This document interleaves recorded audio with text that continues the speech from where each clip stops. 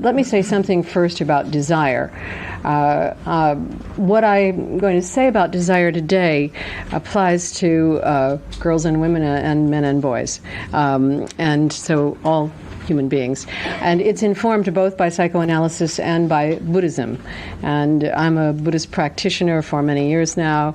And the interesting thing is that the Buddhists, even the early Buddhists of about 2 centuries ago, a little more than that, could see the nature of desire and could see it just about in the same way that psychoanalysts see it now, which is that desire is this peculiar kind of craving or longing that is founded on emptiness or absence or a gap or a lack. That is, when you want something very, very much and you get it, you find that it wasn't what you thought it would be, whether it's a new lover or a new house or a new baby or a new car. When you long for it, there is a great sort of wanting, and then when you get it, you find the desire itself seems to shrink and is replaced by something else.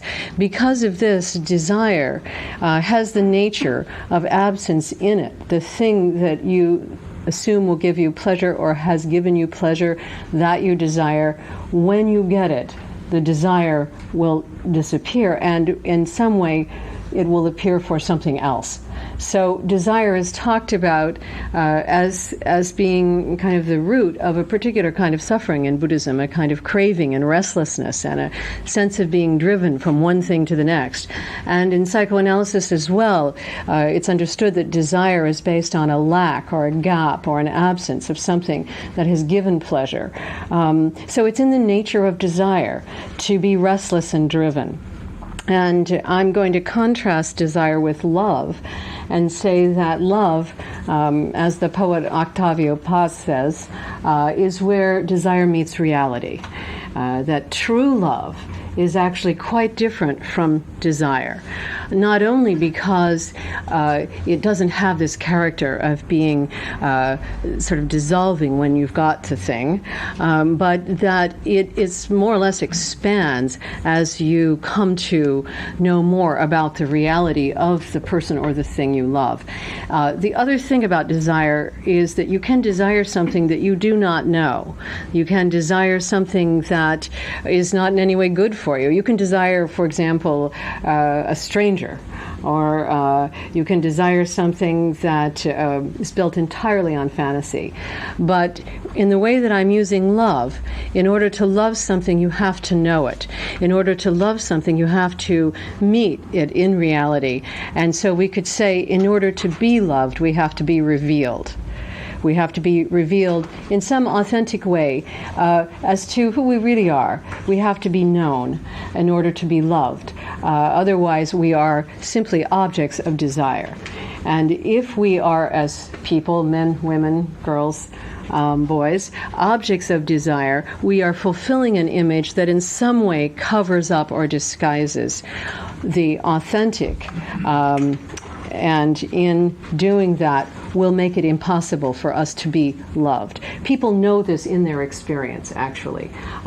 Many women that I've worked with in therapy have in one way or another said, I do not want to be known as an object of desire. I want to be loved for who I am. Now, partly what provoked the writing of this book was finding so many women in therapy and elsewhere who found it difficult to say directly what they wanted when I would face them with the question, but especially in therapy, because typically I don't treat people in other circumstances the way that I treat them in therapy. So I get to say things and challenge them and do things that would be otherwise really impolite. But in therapy, sitting across from a woman, maybe particularly in a couples therapy session, and saying, well, what do you want here? And having her say, well, what do you think? What do you think I should want? Or, well, what do they need? Or, what do you think would be the right thing to do here? These are the kinds of answers that I often get from women when I ask the question, what do you want? If I press more strongly, well, what do you want? Often there's an annoyance and an irritation as though I'm intruding. So that was a very interesting thing, that women seemed not able to answer the question, what do you want, under many different kinds of circumstances for many different kinds of issues. Now, again, there's a whole sort of storyline, and I'll be touching on it a little bit later, around that question, what do women really want? And I would say one of the reasons is that it's such a mystery, and has been such a mystery from at least the Middle Ages up through Freud and Groucho Marx, is that women don't say what they want.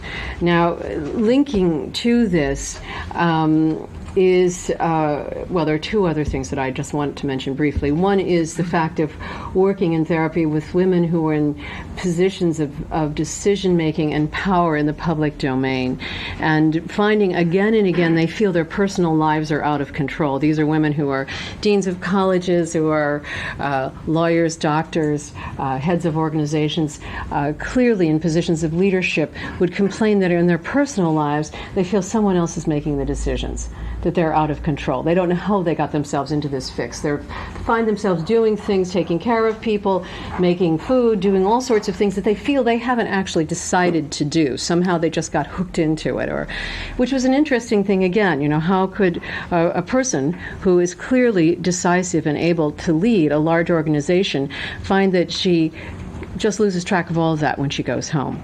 And there are particular reasons, I think, why this happens. The final little bit about how I got into talking about women and desire and thinking about it so much has to do with some biography that I was reading of a French psychoanalyst, Jacques Lacan. And in this biography, Lacan, who I'm sure many of you know as a theorist, who is in many ways quite a brilliant theorist, also extremely sexist, also extremely arrogant, and was an incredible womanizer. In any way you want to take the incredible. He was both and both. And so, he knew women well from a certain angle, so to speak. And whether he was analyzing them or had them in some other angle. And he said in this biography, he was quoted as saying, whatever it is that women want, it is not love. Because women give their love to men who want them, not to men who love them. Now, that statement, 10 years ago when I read it, I found very, very provocative. On one hand, I wanted to dismiss it because I know women want to be loved. And on the other hand, I found there was something that was true in it that bothered me, that seemed really kind of unfavorable about women, that I wanted to investigate further. And ultimately, what I would say is that women are confused between wanting to be wanted, between wanting to be seen in a certain light, and wanting to be known authentically. And so they are confused about how to be loved. Many times they do not reveal who they are, and so they cannot be loved. And so that Lacan was on to something in making this very radical statement. So let me shift to the second topic just briefly, this kind of introduction, and talk for a moment about autonomy and self-determination, these aspects of being a human being that have only recently been open to women, and for many women still are not possible.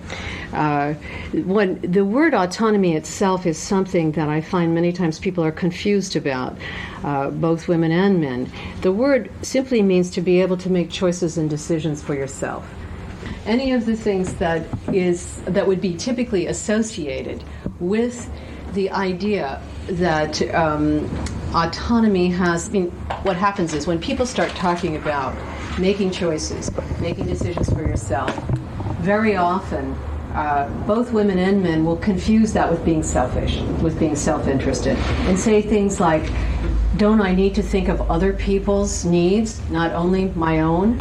Well, in the idea of autonomy is simply the sense that you are responsible for the choices you make. And so you can make choices to help other people. If you're really making those choices, though, you're making the choice freely, and there's no resentment connected to it. One more thing about autonomy. Autonomy is really a skill. It's the skill of being responsible for your own choices and knowing how to guide yourself through making certain choices and having certain intentions that lead to certain actions. As I mentioned earlier, desire, because it has this quality of being based on absence, would not be a good guide for one's actions typically, because it's a kind of drivenness. When you're driven by desires, you always find yourself moving from one thing to the next. On the other hand, paying attention to what you want and where your intentions take you is something that you can learn a great deal from. If you're not paying attention to those intentions and what's going on within yourself in terms of what you want, gradually you will feel that someone else is living your life for you, or that you're living someone else's life. Children in growing up first need to be disciplined and even punished so that they begin to see how to constrain their impulses and make sense of guiding their own actions. Eventually they are guided by example, and eventually one hopes, while they're still in the protection of the family of origin, they're able to begin to make choices about their own lives so that they learn how to be guided from consequences of their actions.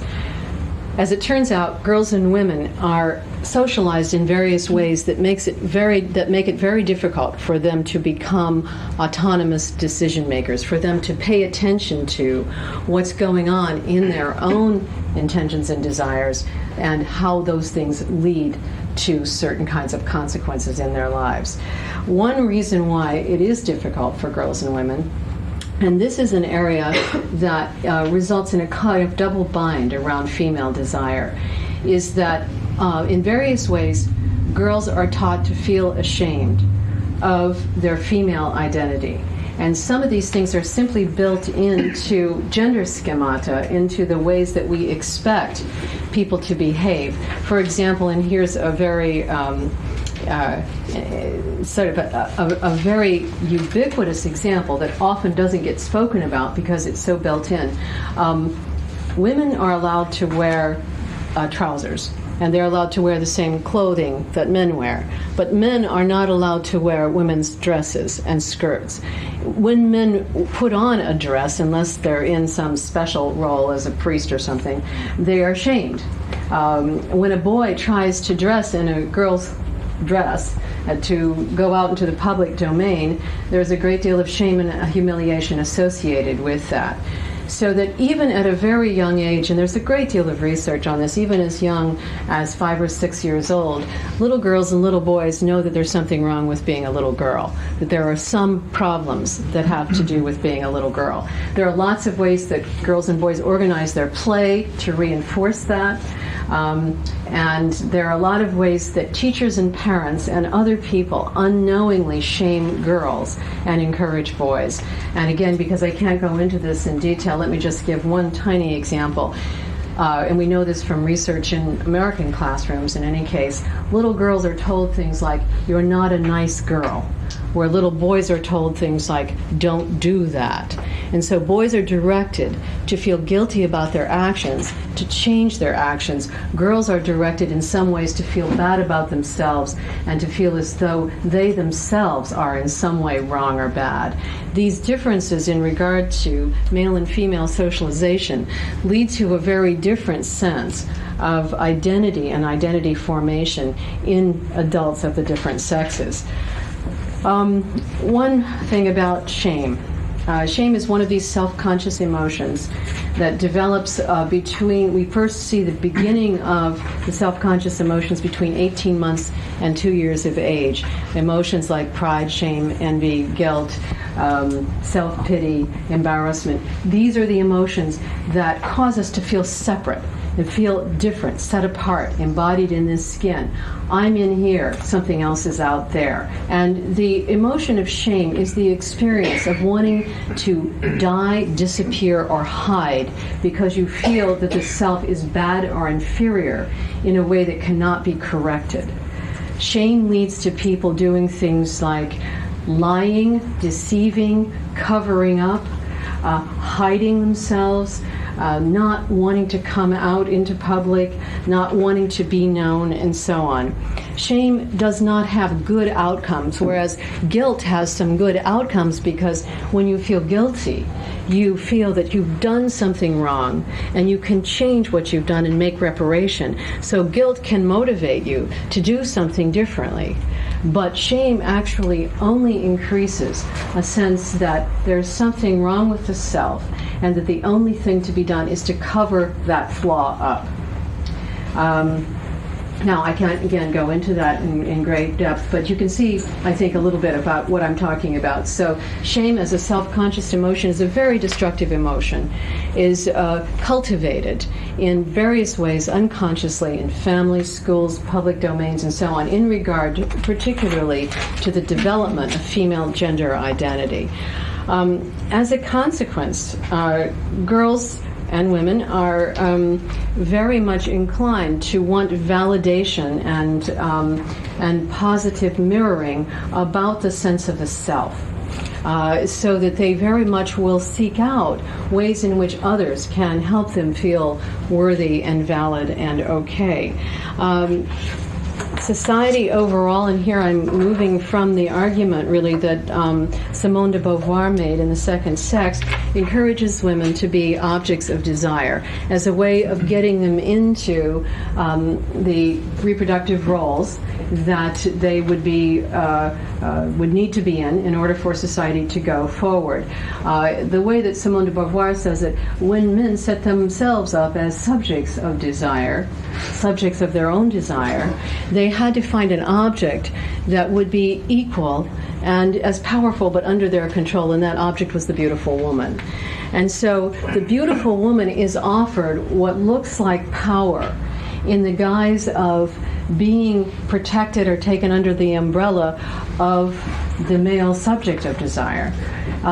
This so-called power, which is the power of the Muse, the power of the other who is seen to be vitalizing or life-enhancing or whatever, this kind of power actually doesn't exist for the girl or woman herself. It is in the eye of the beholder. It can be taken away immediately if there's an offensive behavior on the part of the girl or the woman. So, being an object of desire is offered to girls and women as a way of feeling powerful and having a role in culture. And yet it's a false power that doesn't really lead to autonomy or self-determination. And yet, the other side of it is that there's nothing else out there that looks as good. And girls and women will tell you that if you talk to them about it, particularly young women who would qualify as object of desire. On the other side of the coin, what if you can't qualify for being the object of desire? One way not to qualify as a young woman is to, or even as any woman, of course, to get old, you don't qualify at all. But, so you're sort of, the whole script is different after you start to get old. It starts to become very clear that the power was not yours. But when you're a younger woman, the one way to not qualify is to be too self-determining, is to stand out too much in terms of saying what you want and giving direction to your own life. You will in some way be identified with the other side of the coin, which is being the bitch, the nag, the hag. These are all the negative images that get associated with female emotional power and have been associated historically, mythologically, and so on with self-determining women. So I'm going to come back to those topics, so I won't sort of stay with that very much longer in this kind of introduction. The final thing I want to say is that in regard to female power and male power, women actually these days have opportunities open to them and possibilities for their development that have never been open previously, at least not in recorded history. And yet, very often, they do not know how to develop as self-determining, autonomous people. Men also have many opportunities and possibilities open to them, and many men don't know how to develop as self-determining, autonomous people. But surrounding female desire is a double bind. If a woman identifies with being the object of desire, she does not possess her own power. If she identifies with being self-determining, she's going to be seen as the bitch or the hag or the nag. So there's a double bind. She's damned if she does, and she's damned if she doesn't. If she becomes too demanding, because the whole thing about the hag is that she wants too much. If she becomes too demanding, then she will be seen in a way that shames her publicly, which will increase her negative self-image and increase also her sense that she's fundamentally no good. What we see in research on teenage girls in America is that those girls who see themselves as becoming successful in life, those girls who see themselves as pretty, popular, nice, and smart, actually will identify with being objects of desire, and they will compete among each other for those kinds of resources and become in many ways focused on competition among themselves rather than with the boys. Those girls who do not see themselves as ever being successful enough, who don't think they are pretty, popular, nice, or bright, will become more self-determining in an immediate way. They'll say what they want. They'll get angrier more readily and so on, and they will compete with boys. But if you ask them, what do you want in life? They'll say, well, I'll never go anywhere in life. They'll marginalize themselves even as teenagers. They see themselves in a negative light. So you can see, particularly in this research, this double bind around female desire. For men and boys, there's no double bind. You can be the object of desire and have all of the same problems that women have. Or you can identify with being the subject of your own desires, that is, being an agent in your own life, and that will be fine. There's no sort of being the bitch for the man. So that particular double bind sets up a lot of issues that have to do with female desire and make it a kind of special thing. So let me then just read to you some more things about some of these issues. What I'm going to do then, I'm going to go back, review a few of the points that I've made in a more expansive way. Then I'm going to tell the story of Sir Gawain and Lady Ragnell, which is a story that I tell in Women in Desire, and I told it in an earlier book called Hags and Heroes, which is a story that illustrates the issues that stand behind the problem of being the object of desire, and shows also how you have to, what I call, walk through the land of the bitch in order to become a self-determining woman, and how you have to be able to do that with a certain solidness and a recognition that the projections that are being made are not your fault personally. So the story, which comes from the Middle Ages and is in Middle English version in the Bodleian Library, dated 1250, is a pretty remarkable story because it shows us how long women have been struggling with this problem. So what I'm calling wanting to be wanted is wanting to have a certain effect on other people, wanting to have a certain desirable effect, to be seen in a positive light, to be idealized, to be admired. So wanting to be wanted is about finding our power in an image rather than in our own actions. We try to appear attractive, nice, good, valid, or worthy to someone else instead of discovering what we actually feel and want ourselves. In this kind of conscious or unconscious arrangement, other people are expected to provide us with our own feelings of self-confidence, worth, or vitality at the expense of our authentic development. We then feel resentful, frustrated, and out of control when this does not happen. And inevitably, it will not happen because other people cannot supply us with personal power when we have sacrificed our desires to unconscious arrangements that we have made with others. We find ourselves then wanting always more and more to be seen in a positive light. The perfect mother, the ideal friend, the seductive lover, the slender body, the kind neighbor, the competent boss. In place of knowing who we are and what we want from our lives, we become trapped in images. Wanting to be wanted is not codependency. It's not something that develops out of someone else's demands and needs. Rather, it comes from our own desire for power and control that has been transformed and hidden. Instead of learning how to become autonomous people, we have learned gradually but clearly how to feel ashamed of our desires and/or to make an appearance that seems pleasing. This dynamic, which I'm calling the dynamic of female desire, is rooted in the widespread psychological and social constraints on female power. For in spite of feminism, female power, decisiveness, status, command, and influence cannot be expressed directly at home or in the workplace without arousing suspicion, confusion, fear, or dread. Both women and men still tend to experience female power as exotic at best and dangerous and despicable at worst. Actually, I did see that there was an article in the London Times about a woman in the detective force who had won some millions of pounds in a suit that she had filed about being called essentially a bitch at work. And it was being said fairly openly, and she had lots of evidence. Now, women, particularly women in leadership roles, are in various ways seen in this negative light constantly. And now that I've spoken to many groups of women, I've heard so many stories. What happens often is a woman who's in a powerful leadership role being seen as the bitch all day long, when she goes home at night, does not want to be seen as the bitch.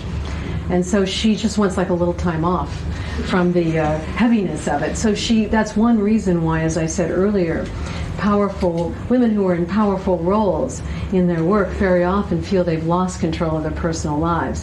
They just don't feel they have the energy to then maintain decisiveness and self-determination at home and be seen in a negative light by their families, because still that projection about female power will be at home also. Lacking clear avenues, most girls and women unknowingly learn how to be indirect in taking control and making interpersonal arrangements that are supposedly based on others' needs and wants, but are actually based on their own needs to be wanted. We have been so thoroughly socially and psychology programmed to tune into the subtleties of whether or not we are having a desired effect that we may never, in fact, know what we want, or see how strongly we want to be flattered, to be wanted, to be reflected in a positive light. After practicing psychotherapy for about 5 years, that was about 15 years ago, I started to think about what I have come to call the Little Red Hen complex, because I met it constantly in my consulting room, and I wondered if I specifically attracted this type of patient. I am myself a recovering Little Red Hen. Now, I don't know if you have this nursery story here in England. You do have it. There are different versions of it, and I know this now because I've told my version often enough to hear the other versions. I'm going to tell the story. The Little Red Hen, a child's nursery story, depicts the effects of a little bird who wants to be wanted. She does everything for those who live with her. Once upon a time, there was a little red hen who lived in a little house on the edge of a big woods.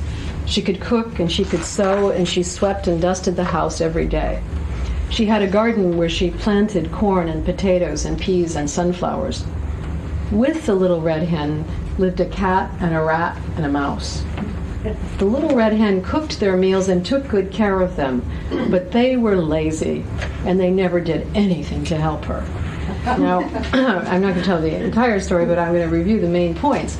I want to say that over the years, I had become so sympathetic for the cat and the mouse, and the rat. In the beginning, my sympathies were entirely with the Little Red Hen, but I've become sympathetic to the others who live with her, and deeply empathic with them. Over these 20 years of doing psychotherapy and analysis, it has been the case that more than half of my practice is composed of Little Red Hens, from all walks of life, from the convent to the corporation, from the university to the union. Now, if you know the story, in the end of the story that I read in childhood, the Little Red Hen is a hero. She outwits a dangerous fox and even manages to save her delicious cake that she baked for her lazy housemates. When she returns home after her adventures, according to the story, she's very clever in her adventures. Her companions are so glad to see her safe at home that they promise that they will never be selfish and lazy anymore. That's the way the story ends, the story that I read as a child. Now, in real life, this never happens. Never. And of course, the reason is that no matter how much the Little Red Hens devote themselves to others' needs, they are always resented by others who feel that they're only being controlled by what the Little Red Hen wants. And in fact, the Little Red Hen is interfering with the autonomy of the mouse and the rat and the cat. Every time she asks the rhetorical question, who will do so-and-so? She's like, who will fetch from the wood, who will go to the wood pile and fetch some wood to heat the oven to bake my beautiful cake? They each say, I won't. And she says, wearily, then I'll have to do it myself. Well, they get the message, that she is resentful about this.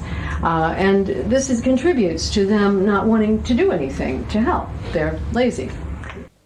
Now, when I first read this story, I was about 4 years old, and I knew the story was about my mother. I was mesmerized by it. I memorized it because it seemed to convey something that was unspeakable about my mother.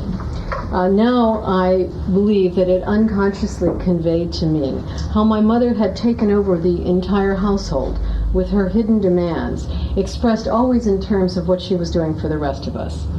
And she was no different from the mothers in her generation and from many mothers in this generation. She had no power in the world, and so she tried to get her power from us and through us. Now, all of us struggle with shame, hiding ourselves and our needs because they seem wrong or bad. But the Little Red Hen is a symbol of shame that expresses the loneliness, isolation, and fear that we feel when we are afraid of claiming our needs and our powers directly. Resentment and depression inevitably follow.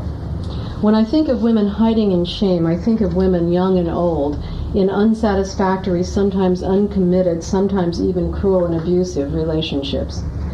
In such a shame-based environment where women are frequently called bitch and intimidated through threats of violence and actual violence, the women often believe that there is something wrong with themselves. I would say the women always believe that there is something wrong with themselves. I also think of the more everyday problem of a man who says to his female partner, I just need more space here, some time to get away from you so I can get my thoughts together. This kind of statement implies that the woman sucks up the space between them, filling it with her overwhelming presence. Caught up in this kind of dynamic, women come to doubt the reality of their own experiences.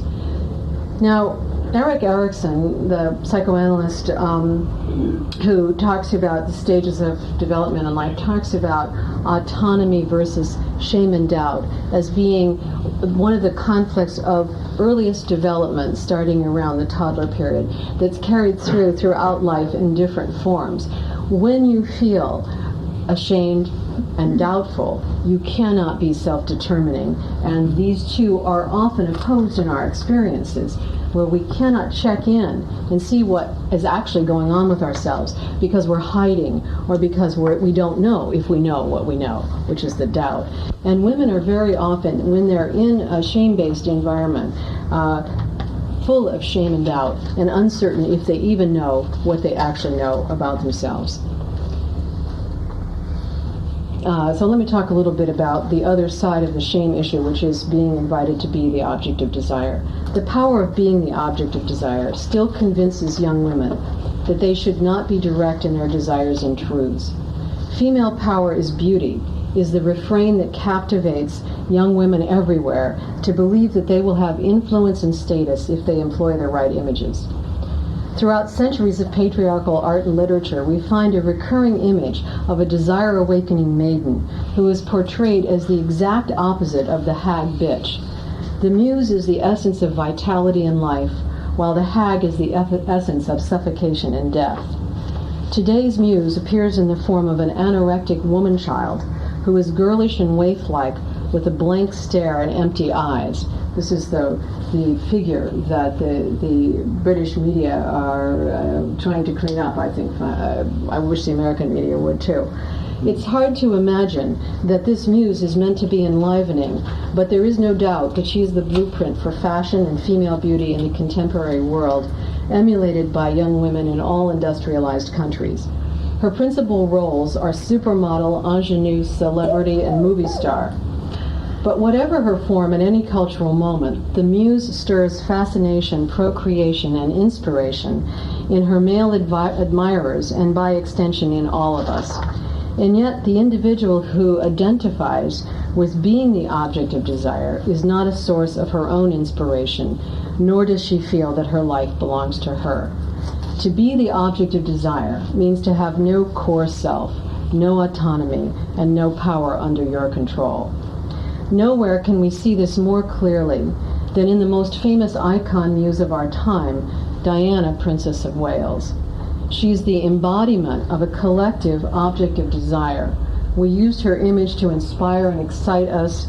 Our hunger for her supposed vitalizing effects is the crucial aspect of Diana's public appeal, both in her life and her death.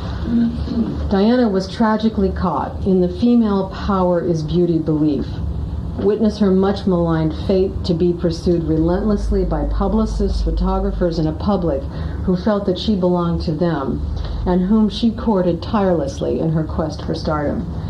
Diana obsessively maintained a slender appearance, leading at one point to an eating disorder in which she vomited up to 4 times a day. And even after she had overcome this dangerous condition, she carefully controlled her diet and exercise to keep her image in a certain form. Fatefully and desperately wanting to be wanted, Diana sought romantic relationships with untrustworthy partners, starting with the Prince of Wales. In fact, Gloria Steinem says when Barbara Walters asked her, what did Princess Diana teach us?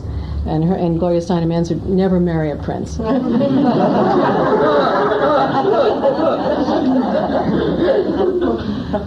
Diana may have been loved to some degree by each of her suitors, but their motives were mixed at best.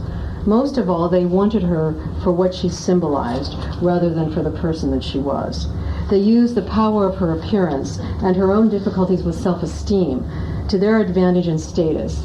Diana tragically portrayed the story of female desire at the end of the 20th century, the conflict and confusion, the shame and fascination of potentially liberated women wanting to be objects of desire instead of subjects in their own lives.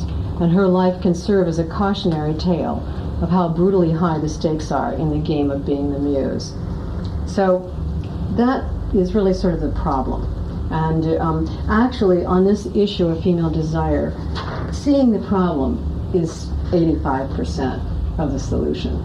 As soon as you see the problem, you begin to see what the solution might look like.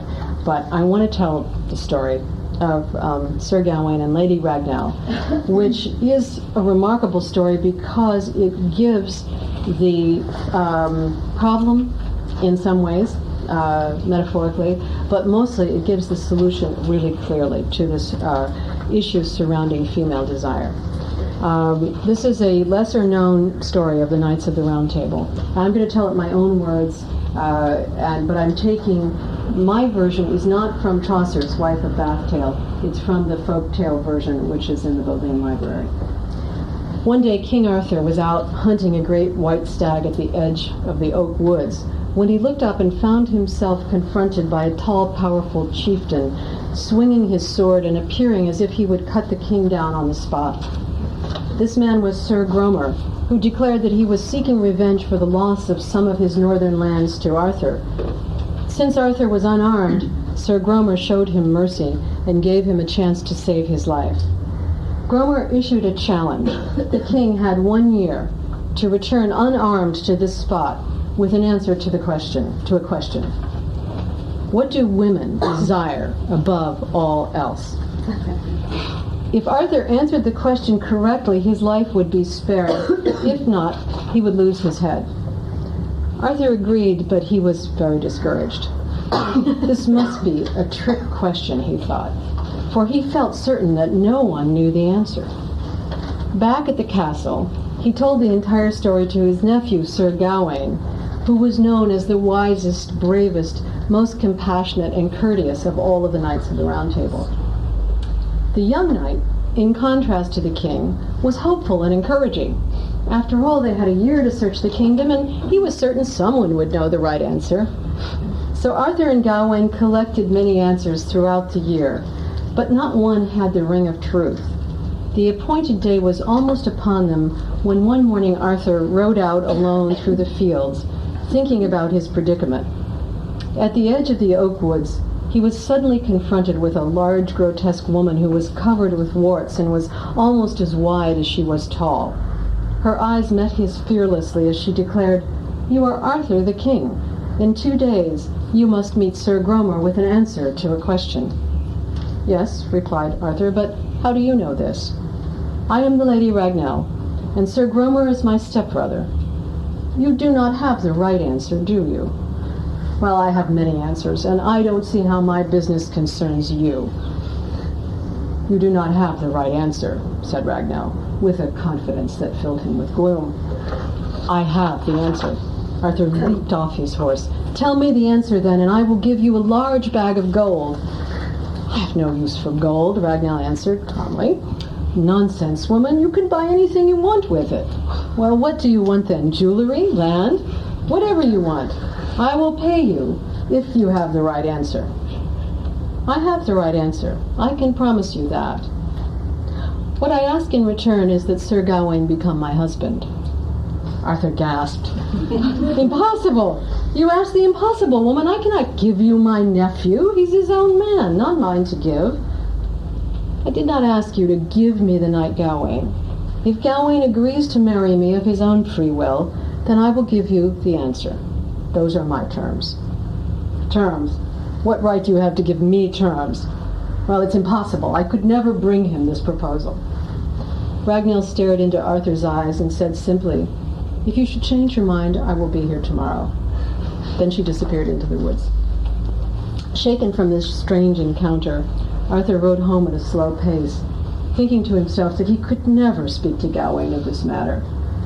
But the afternoon air was soft, and the fateful meeting with Gromer weighed heavily on him. So when the king returned to the castle, he found himself telling his nephew about this adventure, saying in the end, "She knows the answer, I'm sure of it, but I really didn't mean to tell you any of this."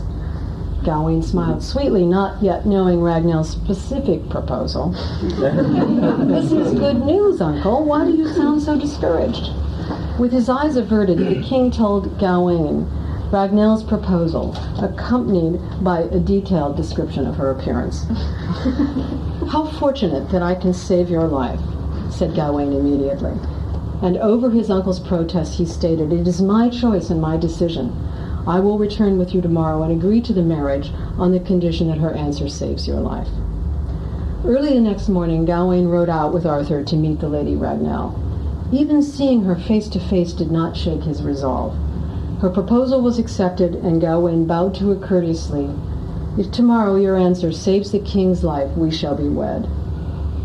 On the fateful morning, Gawain rode out part of the way with Arthur, who assured the knight he would try all of the other answers first.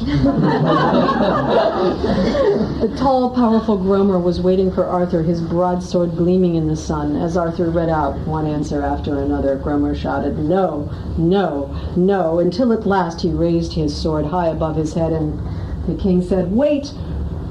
I have one more answer. What a woman desires above all else is the power of sovereignty, the right to exercise her own free will." With a loud curse, Gromer dropped his sword to his side. "You did not find that answer on your own. My cursed stepsister Ragnell gave it to you. I'll cut off her head, I'll run her through with my sword," and he disappeared, plunging into the woods with a string of oaths echoing after him. Arthur returned to where Gawain was waiting with Lady Ragnell. All three rode back to the castle in silence, and only Ragnell seemed in good spirits. The news spread quickly throughout the castle that a bizarre wedding was to take place between an ugly hag and the magnificent Gawain. No one could imagine what had persuaded Gawain to marry this creature. Some thought she must possess great lands and estates. Others thought she must have a secret magic. Most were just stunned at the fate of poor Gawain. Even Arthur drew his nephew aside and said a postponement might be in order here. "But I gave her my promise, uncle. Would you have me break my word?" And so the wedding took place in the abbey, and the strange wedding feast was held before the entire court.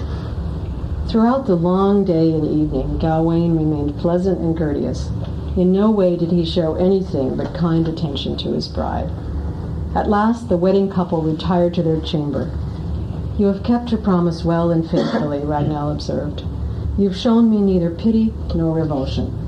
Come kiss me now, we are wedded." Gawain went to her at once and kissed her. When he stepped aside, before him stood a serene, beautiful woman, with gray eyes and a smiling face. His scalp tingled with shock, and he jumped back. "What manner of sorcery is this?" Ragnell replied, "Do you prefer me in this form?" "Yes, of course, but I don't understand," said Gawain, who was confused and frightened. "My stepbrother Gromer has always hated me. He obtained a knowledge of sorcery from his mother and used it to change me into a monstrous hag. He commanded me to live in that shape until the finest knight in Britain willingly chose me as his bride. But why did he hate you so cruelly?" With her lips curled in amusement, Ragnell answered, "He thought me bold and unwomanly, because I refused his commands, both for my property and my person." With great admiration, Gawain said, "Then you have won the impossible condition, and his evil spell is broken." "Only in part, my dear Gawain. You have a choice which way I will be. Would you have me in this, my own shape, at night in our chamber? Or would you have me grotesque in our chamber at night, and my own shape by day in the castle? Fair by night or fair by day? Think carefully before you choose." Gawain knelt before his bride and responded at once, "It is a choice I cannot make. It concerns you, my dear Ragnell, and only you can choose. Whatever you choose, I will willingly abide by it." Ragnell released a long, deep breath. The radiance in her face overwhelmed him. "You have answered well, dearest Gawain. Your answer has broken Gromer's evil spell completely. The last condition he set was, after marriage, the greatest knight in Britain, my husband, must give me the power of sovereignty, the right to exercise my own free will, and only then would the wicked enchantment be broken forever." And so in wonder and in joy began the marriage of Sir Gawain and the Lady Ragnell. So, now I must say, on the extant version of the tale that I read is a little note that says after 5 years they separated. That's really true. Because it's difficult to live in an egalitarian relationship. Now, I want to just make a few comments about the paradox of autonomy, and then we'll do some discussion. And we have until what time? Well, another 10. Another 10 to speak, and then we'll have discussion. Oh, that's terrific. I got 10 to speak. Well, 5 to 5 to Okay. Now, I want to say some things about how Ragnell teaches us, and then kind of look at this, summarize this. There are a few things that I haven't mentioned. I'll mention just briefly that a hag, the character of the hag, to the medieval audience, would be all known as a very dangerous character. It was in her character to suck out the soul of anyone who would come close to her, and especially to kiss her. That was her usual weapon, was the kiss. And she devitalized people. You know, it's this sort of female power that devitalizes by being negative. So the fact that Gawain went to her so quickly and kissed her so directly would be a sign to the audience that he saw past her appearance, that he really didn't believe she was truly a hag. Gawain as a character was so supremely wonderful that he represents as well the very best of the sort of male type in the story. Now, not until Gawain kneels before Ragnell and answers well do we fully understand that she has been transformed not by his kiss, but by the process of her own courage in pursuing her freedom. And so Ragnell shows us by example how to resist identifying with the hag projections. Although by all standards she is ugly, she remains unconcerned about her appearance. She speaks from her own knowledge and authority. She feels free to arrange her life according to her own desires, even though there may be retaliations. She is aware of the crucial importance of personal sovereignty, and she will not be dissuaded by spells, insults, or rejections. She will not have her motives demeaned even by the king. To understand why, many hundreds of years later, women still struggle to follow Ragnell's lead, we need to look more closely at the curse of the hag and its alternative of the muse. The move to shame female desire and turn it into an image of the dreaded hag bitch is matched by a counter move to elevate female beauty and grace into positions of power. If female desire is stifled, then how can women be attracted to fill their designated roles as wives, lovers, workers, and mothers? They are promised other means of attaining power, means that remain under male control. The muse is not her own person. She is always under the control of the master. He is the subject, and she is the object of desire. A woman who identifies with being the muse can never be known for who she is. And as the story illustrates, if she defies the rules and becomes too much, as Monica Lewinsky illustrated for the entire world, she is transformed into being the hag bitch. In other words, the one who could potentially be the muse. If she wants too much for herself, she'll be seen as the slut. So she's transformed even if she retains her appearance. Being the object of desire precludes autonomy and self-determination for a woman.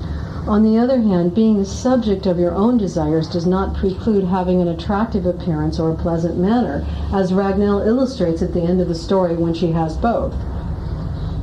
And yet, appearance, manners, niceness, and image are not the central motivators for a woman who is the subject of her own desires. Because she wants to be known for who she is instead of how she looks, she's straightforward and direct. So let me talk then in conclusion a few things about what it's like to live as a self-determining woman in a period of time when the culture does not allow for female power. And of course I speak from my own experience and from the experience of working with many, many women in thousands of hours of psychotherapy and analysis and meeting them in situations like this. Coming out of the woods and bringing out what has been hidden in shame into the light is the first step towards autonomy for those women caught either in the hag or the muse complex. This step provides us with insight and understanding about our hidden desires and our emotional habits. But to realize our insights and become true subjects of our own desires, we need the moral strength or courage to continue to face the conflicts of our inner and outer lives as we attempt to put our desires into action. The story of Ragnell did not end ideally with her sovereignty guaranteed. After all, she split up from Gawain, and who knows what happened to her after that. When you live an intentional life and make your own decisions, you discover the paradox of personal sovereignty.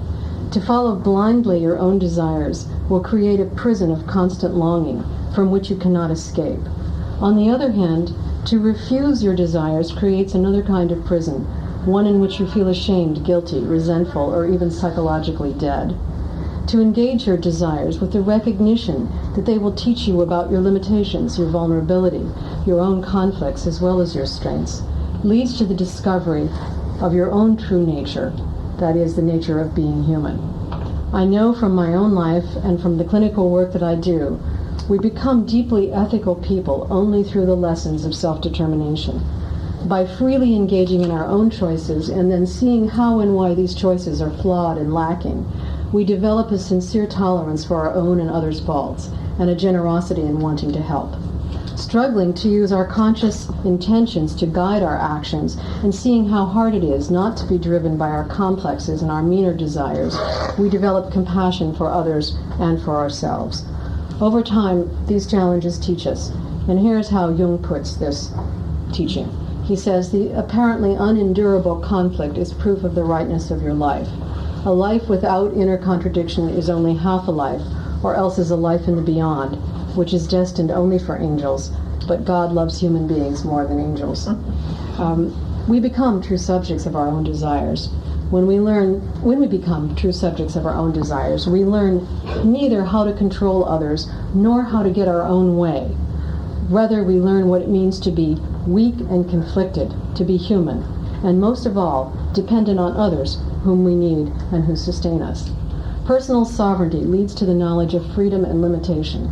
On one hand, we come to consider our own desires and needs more openly, to take them as seriously as we would take those of others. We learn to negotiate differences and conflicts among our various commitments to community, family, self, and differences and conflicts with others' needs and desires. On the other hand, we learn to recognize our mistakes, our weaknesses, and our failures.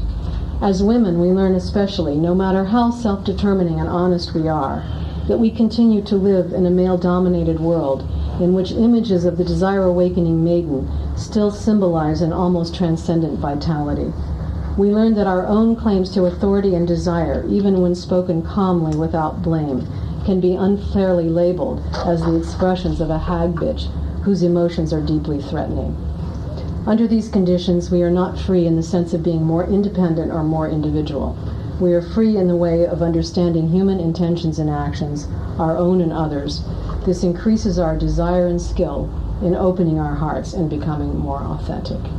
So that is really the paradoxical lesson of autonomy, that it doesn't result in our having more control or getting things our own way, but rather, as I say in my absolutely concluding sentence here, when we live as subjects of our own desires, we discover that we are sustained by others, paradoxically through making our own choices every step of the way.